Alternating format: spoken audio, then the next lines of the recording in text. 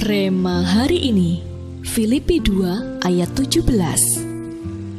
Tetapi sekalipun darahku dicurahkan pada korban dan ibadah imanmu, aku bersukacita dan aku bersukacita dengan kamu sekalian.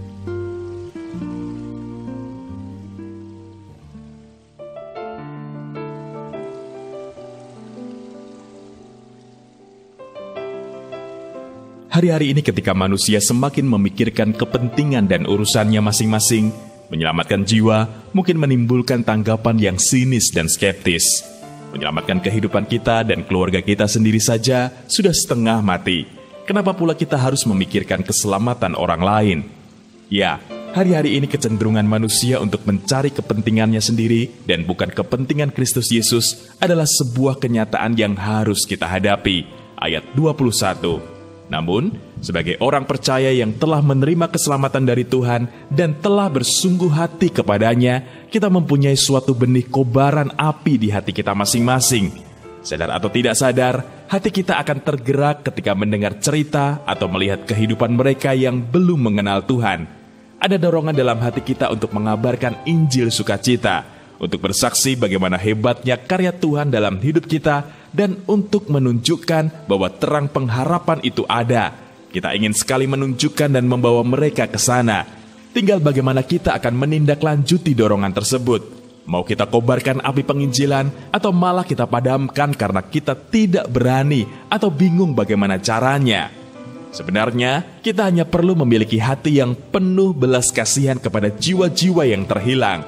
Dengan demikian, kita akan rela berusaha, rela membayar berapapun harganya untuk menyelamatkan mereka, bukan hanya dengan harta. Rasul Paulus bahkan berkata, sekalipun darahnya dicurahkan, ia akan tetap bersukacita oleh karena jiwa yang diselamatkan.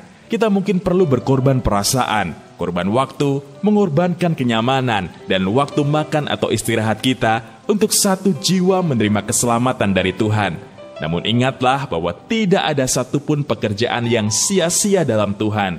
Satu jiwa yang kita selamatkan akan membuat segala susah payah yang kita alami hilang sirna, berganti sukacita yang luar biasa.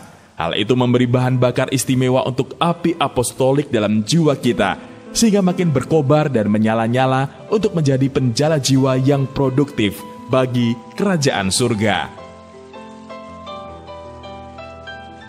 Bagaimana Anda memandang keselamatan yang telah Anda terima? Dorongan apa yang Anda rasakan terhadap jiwa-jiwa yang terhilang? Coba pikirkan apa yang dapat Anda lakukan untuk menjangkau mereka dan melangkahlah dengan bersegera.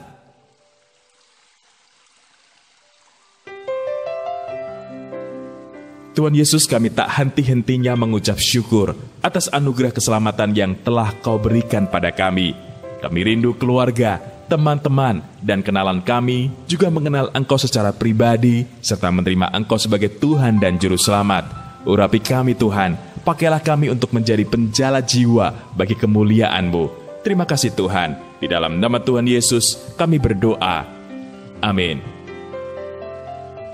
Bangkitlah, selamatkan jiwa berapapun harganya.